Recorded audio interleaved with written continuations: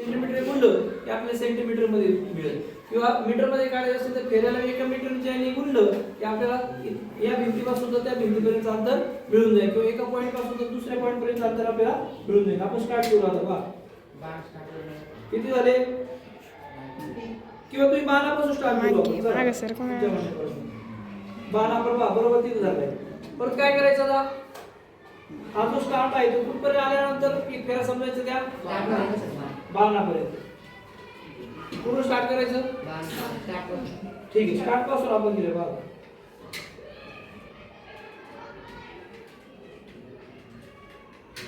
झालं, एक फेरा, 2 3 4 5 6 7 आणि अजून थोडंसं अंतर आहे पुढे. तर साधारणतः 7 फेरे झाले आपल्याकडे. 7